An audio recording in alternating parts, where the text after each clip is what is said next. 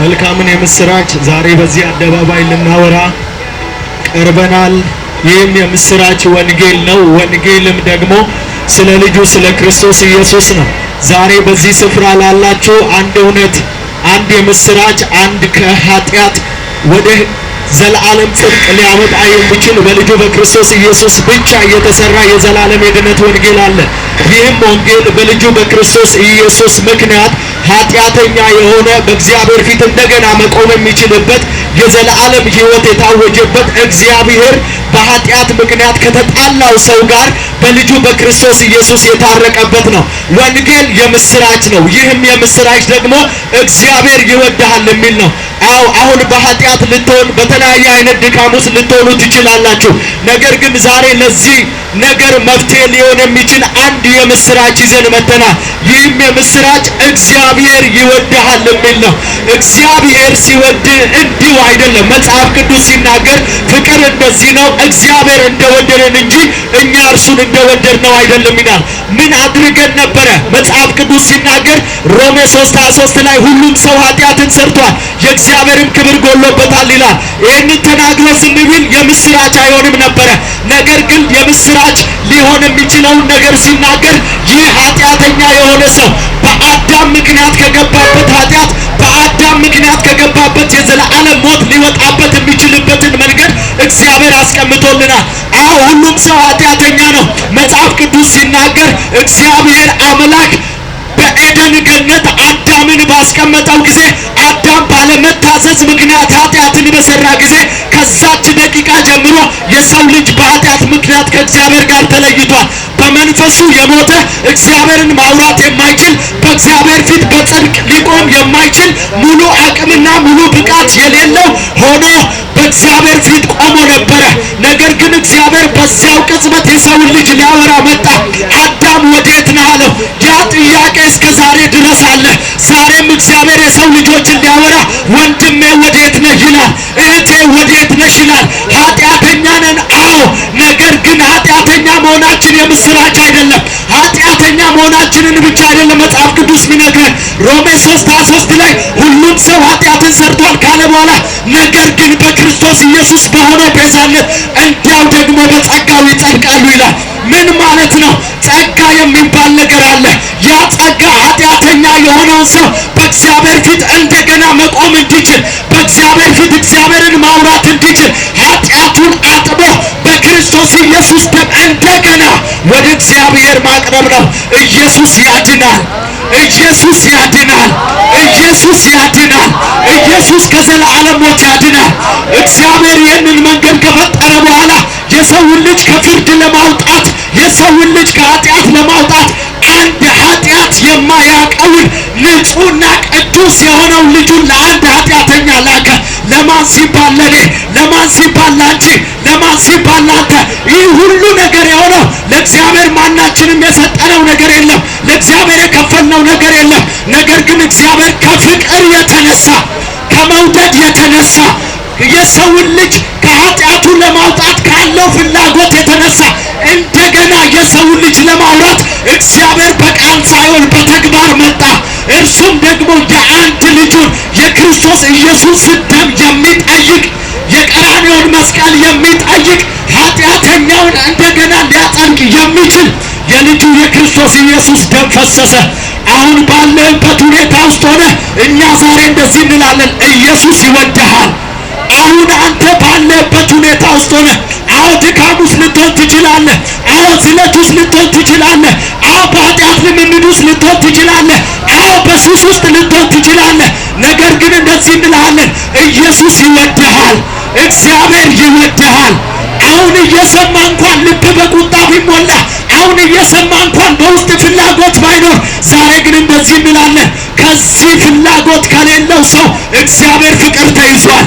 እግዚአብሔር በፍቅር ተይዟል። እነግርሃለሁ ወንድሜ፣ ኃጢአትን ብትናዘዝ ከኃጢአት ላነጻ የሚችል ዛሬም ትኩስ የሆነ ደም አለ። መጽሐፍ ሲናገር በክርስቶስ ኢየሱስ ደም ዛሬም ከኃጢአት ሁሉ ያነጻል ይላል። አሁን ያለበት ነገር ለኔ ነው የሚከብደው። እዚህ ጋር ላሉ ሰዎች ሊከብድ ይችላል። አንተ እንዴት ወጣለሁ ልትል ትችላለህ። እመነኝ፣ የልጁ የኢየሱስ ክርስቶስ ደም ግን አሁን አንተ ካለበት ኃጢአት ይበልጣል። አንተ አሁን ካለበት ድካም ይበልጣል። ኢየሱስ ይወድሃል። ስለሚወድ ደግሞ እግዚአብሔር አንድ ልጁን ብቸኛ ልጁን ሰው የሚወደውን ሰው በፍቅር ካልሆነ ነገር ሊነግረው አይችልም። እወድሃለሁ ነው ሊል የሚችለው።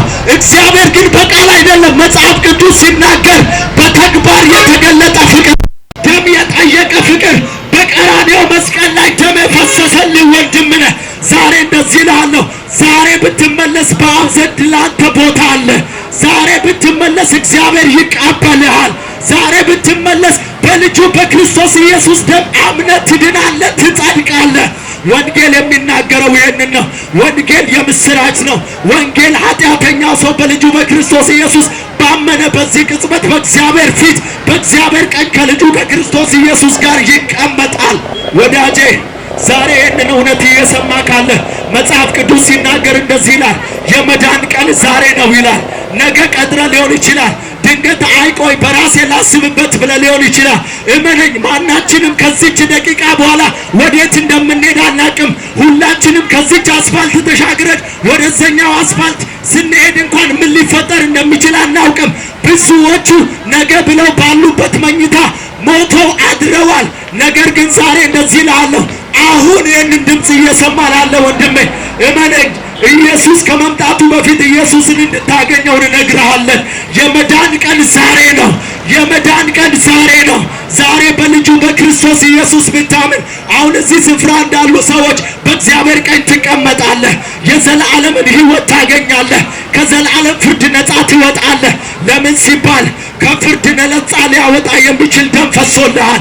መጽሐፍ ቅዱስ ሲናገር እንደዚህ ይላል፣ ኢየሱስ ክርስቶስ በመነሳቱ ለሕያው ተስፋና እድፈትም ለሌለበት እንደገና እንደ ምሕረቱ ብዛት ሁለተኛ የወለደን የጌታችን የአምላካችን የኢየሱስ ክርስቶስ ስም የተባረከ ይሁን ይላል።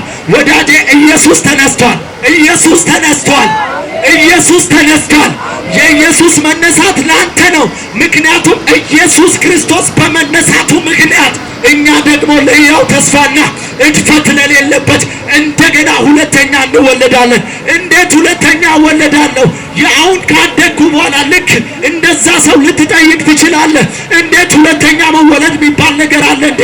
አዎ፣ አንደኛው ከእናትና ከአባትህ አሁን በምታውቀው ሳይንሳዊ እውነት የተወለድክበት ነው።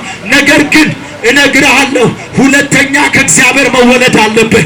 ከእግዚአብሔር ያልተወለደ በልጁ በክርስቶስ ኢየሱስ ከእግዚአብሔር ያልተወለደ የእግዚአብሔርን መንግሥት ሊያይ አይችልም። የመዳን ቀን ዛሬ ነው። ወስን። ይህንን ድምፅ እየሰማ ያለ ሰው ፍርድ ሳይመጣ ወስን። መጽሐፍ ቅዱስ በክርስቶስ ኢየሱስ ያላመኑ አሁን ተፈርዶባቸዋል ይላል። ፍርድም አሁን ነው፣ መዳንም አሁን ነው። በኢየሱስ ካመንክ አይፈረድብህም። በልጁ በክርስቶስ ኢየሱስ ካላመንክ ግን ነገ አይደለም፣ አሁን ተፈርዶብሃል። ከዚህ ፍርድ ግን እንድትወጣ ነው መንገዱን የምንነግርህ። እኛ አሁን ስላለበት ሁኔታ ሳይሆን ስለምትወጣበት ሁኔታ ነው የምንነግርህ። የምትወጣው በልጁ በክርስቶስ ኢየሱስ ነው። የኢየሱስ ደም በሉ ከኃጢአት ሁሉ ያነጻል። ለየልጁ የኢየሱስ ክርስቶስ ደም ከኃጢአት ሁሉ ያነጻል። አንድ ነገር ብቻ እንበልህ፣ እግዚአብሔር አምላክ ወዳጄ እግዚአብሔር እንደዚህ አለ፣ በእርሱ ደስ የሚለኝ የምወደው ልጄ ይህ ነው፣ እርሱን ስሙት አለ። እናቱ ማርያምም እንደዚህ አለች፣ እርሱን ስሙት አለች። መንፈስ ቅዱስም በኢየሱስ ላይ በእርግብ አምሳል ተቀመጠበት። ወዳጄ ሁሉም የሚጠቁመው ወደ ኢየሱስ ነው። ምክንያቱም ኢየሱስ እንደዚህ ብሏል፣ እኔ ሕይወት እውነት መንገድ ነኝ፣ በእኔ በቀር ወደ አብ የሚመጣ ማንም የለም። ኢየሱስ እኔ እውነት ነኝ ካለ ሌላው ውሸት ነው። ኢየሱስ እኔ መንገድ ነኝ ካለ ሌላው ገደል ነው። ኢየሱስ እኔ ሕይወት ነኝ ካለ ሌላው ሁሉ ሞት ነው። እንዳታስብ፣ መንገድ ሁሉ አያደርስም። እውነተኛው መንገድ ኢየሱስ ይባላል። ኢየሱስ ራሱ በአንደበቱ እንደዚህ ብሏል፣ እኔ እውነት ሕይወት መንገድ ነኝ፣ በእኔ በቀር ወደ አባቴ የሚመጣ ማንም የለም። ከኢየሱስ ውጪ ወደ እግዚአብሔር የሚያደርስ መንገድ የለም። ወደ እግዚአብሔር መሄድ ትፈልጋለህ? አዎ፣ አንዱ መንገድ ኢየሱስ ይባላል። ከኢየሱስ ውጪ ሞት ነው ያለው። አሁንም እንደዚህ እንላለን በመጨረሻ ኢየሱስ ይወድሃል። ኢየሱስ ይወድሃል። እስቲ ኢየሱስ ይወድሃል በሉ። ኢየሱስ ይወድሃል በሉ። ወንጌል ይሄ ነው። ኢየሱስ ይወድሃል። እግዚአብሔር ይወድሃል። የጌታ ፍቅር የበዛባችሁ የጌታ ዕዳ ያለባችሁ ጆሮቻችሁን አንድ ጊዜ ወደዚህ እንድታረጉ አንድ የምስራች ዜና፣ አንድ የመልካም ዜና ልናወራላችሁ መተናል።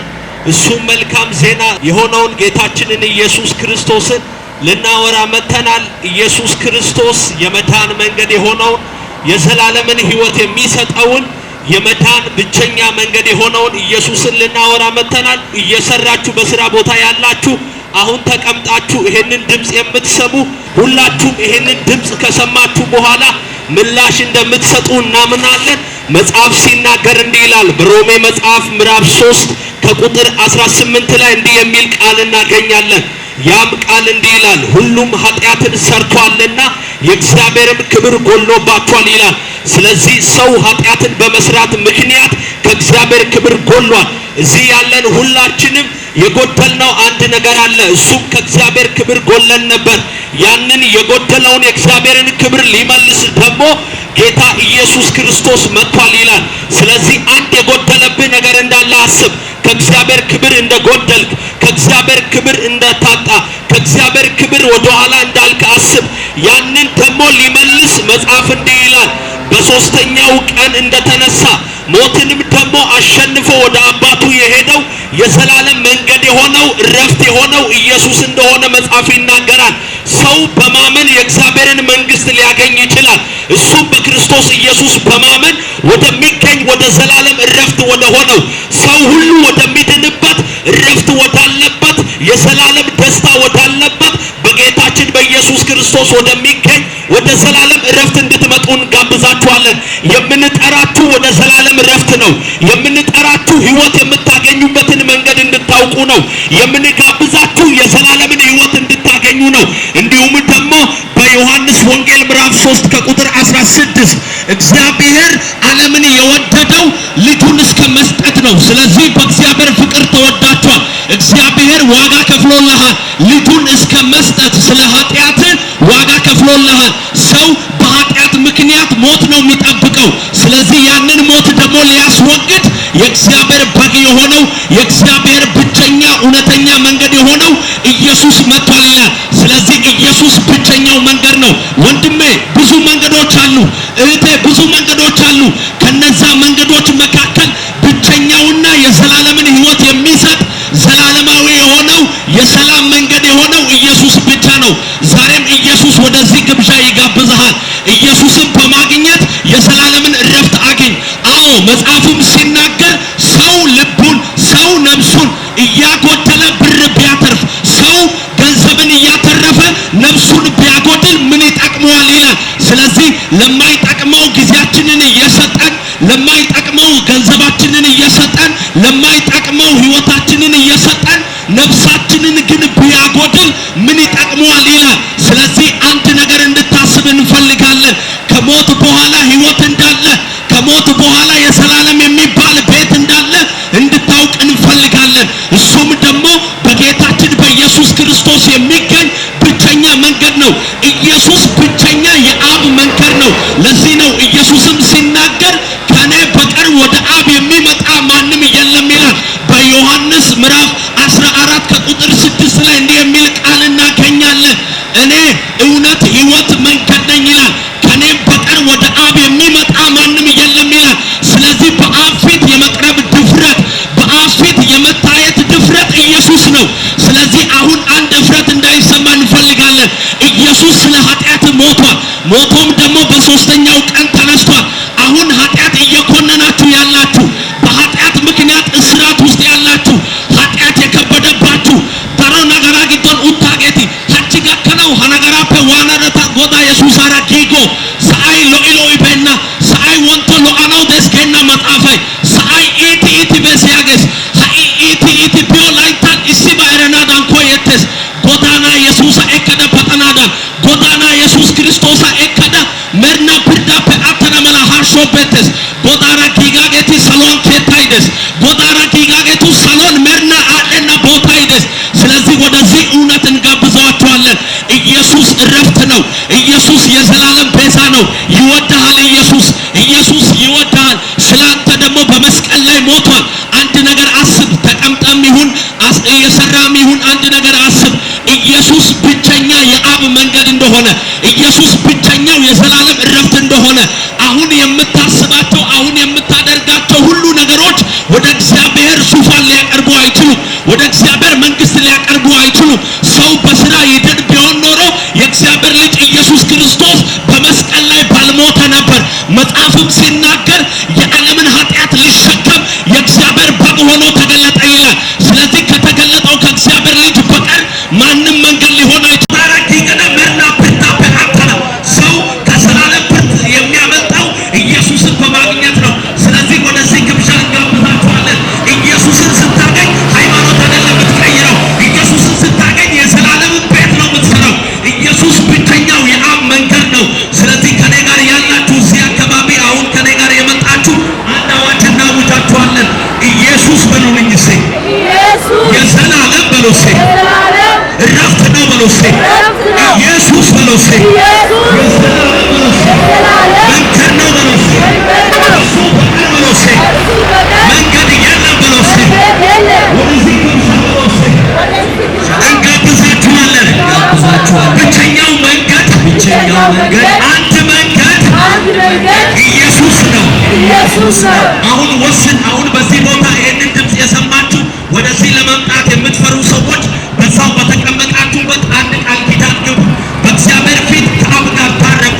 ከክርስቶስ ኢየሱስን በማግኘት የዘላለምን ሕይወት አትርፉ።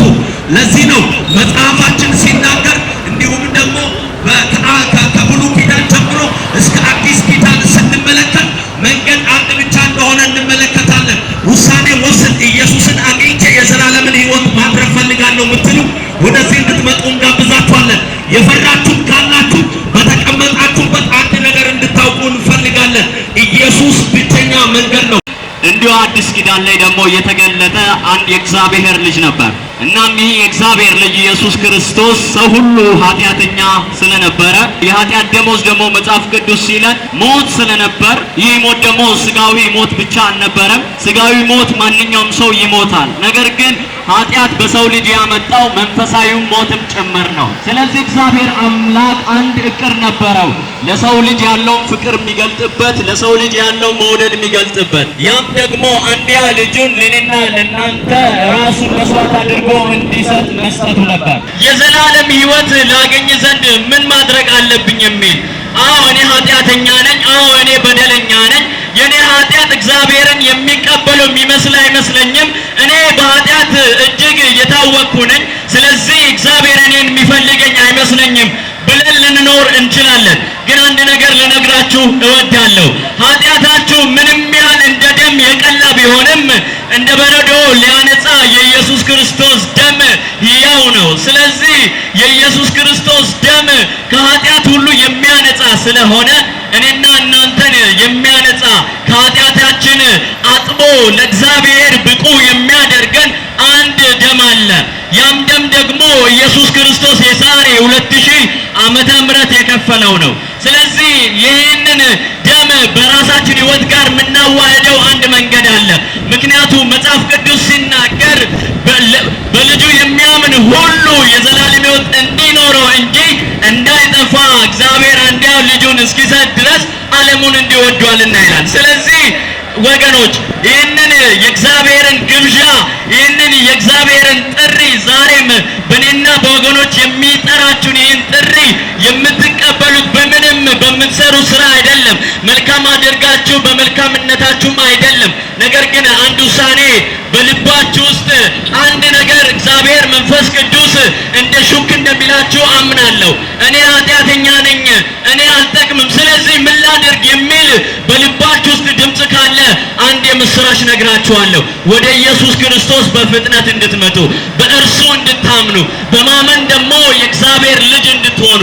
ምክንያቱም የእግዚአብሔር ልጅ የሆኑት እነርሱ የእግዚአብሔር አላቸው። ስለዚህ በምድር ላይ እንኳን እኮ ሰዎች ሀብት ሲያጡ፣ ሰዎች የተለያየ ጉድለት ሲኖርባቸው ሌላን ሰው ሊያግዙ ይሄዳሉ። ነገር ግን ከኃጢአት እርግማን ከኃጢአት ሞት አግዘን ብንል የምንሄድበት ስፍራ የለም ከኢየሱስ በስተቀር። ኃጢአት የሰውን ልጅ ስጋዊ መንፈሳዊ ሞት ጭምር ነው ያመጣው። ስለዚህ ሰው አካል ወይም የተለየ ፍጥረት ይህንን ችግር የሚፈታ የለም ከአንዱ ከእግዚአብሔር ልጅ ከኢየሱስ በቀር። ስለዚህ ምን ትጠብቃላችሁ? ይህ የምስራች ቃል ዛሬም ለእናንተ ነው። ምክንያቱም የመዳን ቀን ዛሬ ነው፣ ደግሞም አሁን ነው ይላል። ስለዚህ ይህንን ድምፅ የምትሰሙ በዚህም በተለያዩ አቅጣጫ በስራ ቦታ ያላችሁ ኢየሱስ ክርስቶስ እንደሚወዳችሁ እንነግራችኋለን። እርሱ ሲወዳችሁ እንደ ጓደኞቻችሁ አይደለም። እርሱ ሲወዳችሁ እንደ እናትና እንደ አባቶቻችሁ አይደለም። እርሱ ሲወዳችሁ ግን ኃጢአተኛ ሆናችሁ ሳለ ግን ዛሬም እጁን ዘርግቶ ሊቀበላችሁ ነው። ኢየሱስ ክርስቶስ በርባን ሲወጣ ኢየሱስ ክርስቶስ የበርባንን ቦታ ሲተካው እንመለከታለን። ያ ነው ወንጌል ግሩም የሆነበት ምስጢር ያ ነው። ያልተገባው ሰው የማይገባው ሰው የሚያገኘው አንድ ትልቅ ስጦታ ነው። ያም ደግሞ ወንጌል ይባላል። ሊያስደንቅ ይችላል። እንዴት እኔ የእግዚአብሔር ልጅ ሆናለሁ? እንዴት እኔ ቅዱስ ሆናለሁ? እንዴት እግዚአብሔር እኔን ይቀበለኛል? በእንደዛ አይነት ሁኔታ ልንል እንችላለን። ግን አንድ እውነት ስሙ። ይህ የወንጌል ኃይል ግን እኛ ከምናስበው ከኛ ድክመት፣ ከኛ ስንፍና፣ ከኛ ኃጢአት፣ ከኛ አለማመን የበለጠ ነው። ኃይል አለው፣ ጉልበት አለው። ምክንያቱም የኛ ኃጢአት፣ የኛ አለመቻል፣ የኛ ስንፍና ከእግዚአብሔር ጸጋ ጋር ሲመጣጠን ምንም ነው። የኛ ኃጢአትና በደል እንደ ደም ቢቀላም የጸጋው ጉልበት ግን ኃጢአታችንን ድክመታችንን ሊያነጻ ዛሬም ሕያው ነው። ኢየሱስ ፍቅር ነው ስንላችሁ እንዲሁ በምድር ላይ ፍቅር የሚባለውን ትርጉም ሰዎች ባብራሩላችሁ መንገድ አይደለም። ፍቅር ማለት ስለ ወዳጆቹ ብቻ መሰጠት አይደለም። ስለሚጠሉ ሰው ስለ ኃጢአተኞችም መሰጠትም ይጨምራል። ይህ የኢየሱስ ፍቅር ነው። የኢየሱስ ፍቅር ደግሞ የትም ልናገኘው አንችልም። ይህ ፍቅር ደግሞ በዚህ ፍቅር ተወደናል። በዚህ ፍቅር ኢየሱስ ወዶናል። በዚህ ፍቅር ደግሞ እኛን ዛሬም ድረስ ይጠራናል። ነገር ግን በዚህ አንድ ላሳስባችሁ መወደው ይህ የመጨረሻው ጊዜ ነው። እግዚአብሔር አምላክ ይህንን የዘመኑን ማጠቃለያ በክርስቶስ የሚጠቀልልበት ዘመን ነው። ስለዚህ ብልህ ሰው፣ ስለዚህ አዋቂ ሰው ማሰብ ይገባዋል። ምክንያቱም ይህ ያለንበት ዘመን የመጨረሻውም ዘመን ነው። እግዚአብሔር እድል ሰጥቶናል። ሕይወት ሲቀጠልልን፣ እድሜ ሲቀጠልልን፣ እድሜ ስንጨምር አንድ ነገር እግዚአብሔር እንድናደርግ በሕይወታችን አስቦ ነው። ወደ እርሱ እንድንቀርብ፣ ወደ እርሱ እንድንጠጋ፣ እድሜ የተጨመረልን እንድናገባ፣ እንድንኖር፣ እንድንሰራ ብቻም አይደለም። እግዚአብሔር ግን እድሜ ሲጨምርልን፣ እግዚአብሔር ግን ሕይወት ሲጨምርልን ወደ እርሱ እንድንጠጋ ነው። ስለዚህ በዚህ በተሰጠ ጊዜ እድልን እንድትጠቀም ምናልባት እንደ ኖህ ዘመን እግዚአብሔር አምላክ ልጁን በሚገርም ክብር በመላእክት ታጅቦ የሚመጣው በድንገት ነው። ኖህ ዘመን ትዝ ካለ የኖህ ዘመን ያ ውሃ እንደሚመጣ በውሃ ጥፋት እግዚአብሔር አምላክ በኃጢአት አማካኝነት እንደሚያጠፋ ለኖህና ላሉ በዛ ስፍራ ላሉ ሕዝቦች ቢነግሩም ሰዎች ግን ችላ ይሉ ነበረ። ሰዎች ግን አይሰሙም ነበር። ለምን ቢባል ሰዎች ለእንደዛ አይነት ነገር ጆሮአቸውን አይሰጡም ነበር። ነገር ግን አንድ ነገር ተከሰተ። እግዚአብሔር እንዳለውም የጥፋት ውሃ መጣ። ስለዚህ በዛ ጊዜ ሰዎች ኖህ ሆይ አትርፈን፣ እግዚአብሔር አትርፈን ቢሉም መትረፍ አልቻሉም።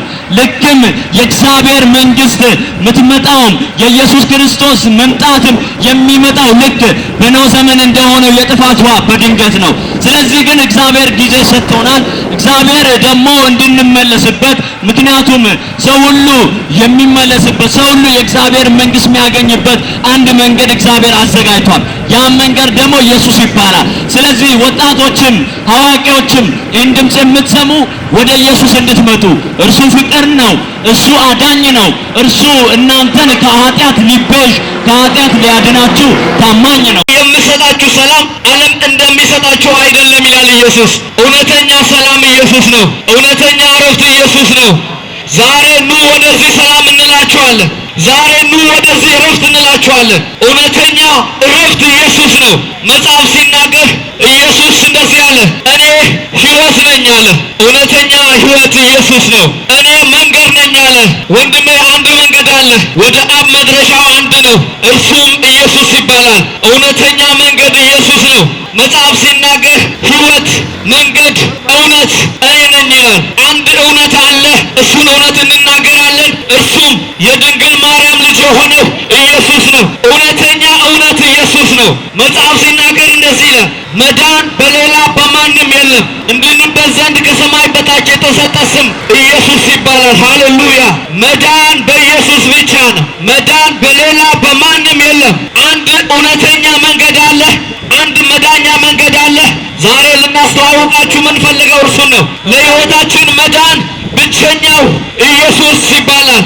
መጽሐፍ ሲናገር በእርሱ የሚያምን አይፈረድበትም ይላል። በማያምን ግን በአንዱ በእግዚአብሔር ልጅ ስላላመነ አሁን ተፈርዶበታል ይላል። ወንድሜ ከሲኦል ከሰይጣን ከኩነኔ ፍርድ ለማምለጥ ብቸኛ መንገድ ኢየሱስ ይባላል። በኢየሱስ የሚያምን አይፈረድበትም ይላል መጽሐፍ ቅዱስ። ስለዚህ ዛሬ ዓለምን አሸንፋችሁ፣ ስለዚህ ዛሬ ሲኦልን አሸንፋችሁ፣ ስለዚህ ዛሬ ሰይጣንን አሸንፋችሁ ከሕይወት ፍርድ እንድታመልጡ በመስቀል ላይ ስለእናንተ የሞተውን ደሙን ያፈሰሰውን አምላክ ሆኖ ለእኛ ስል እንደ ሰው ወደዚህ ምድር የመጣውን የሞተውን ከሞት የተነሳውን በመስቀል ላይ የተሰቀለውን ወደ አብ ያረገውን ስለኛ የሚማልድልን ኢየሱስን እናስተዋውቃቸዋለን። ወንድሜ ኃጢአት የከበደ ነገሮች ግራ የገባችሁ ዛሬ ኢየሱስ ያሳርፋቸዋል። ኑ ወደ ኢየሱስ እንላቸዋለን። ኢየሱስ የሕይወታችን ቤዛ ነው። የሕይወታችን ዋስትና ነው። የሕይወታችን ማምለጫ መንገድ ነው። ኢየሱስ ይወዳቸዋል። መጽሐፍ ሲናገር እንደዚህ ይላል፣ ሰዎችን ሁሉ የሚያድን የእግዚአብሔር ጸጋ ተገልጧልና ይላል። ዛሬ የምንናገራችሁ ጸጋ ኢየሱስ ይባላል። ሁላችንንም የሚያድን ከሲኦል የሚያድን ጸጋ ኢየሱስ ክርስቶስ ተገልጧል። ይህንን ሕይወት እንናገራችኋለን። ይህንን እውነት እንናገራችኋለን። መዳን በኢየሱስ ነው። መጽሐፍ ቅዱስ ሲናገር በልጁ የሚያምን የዘላለም ሕይወት አለው ይላል። በልጁ የማያምን የእግዚአብሔር ቁጣ በእርሱ ላይ ይኖራል እንጂ ሕይወት አይኖረውም ይላል። ሕይወት ኢየሱስ ነው። ሌላ ሕይወት የለም። አንድ ሕይወት አለ፣ እርሱም ኢየሱስ ይባላል። ዛሬ ይህንን ሕይወት እንጋብዛችኋለን። ኢየሱስ ሕይወት ነው። ዛሬ ወደዚህ ሕይወት ኑ እንላችኋለን።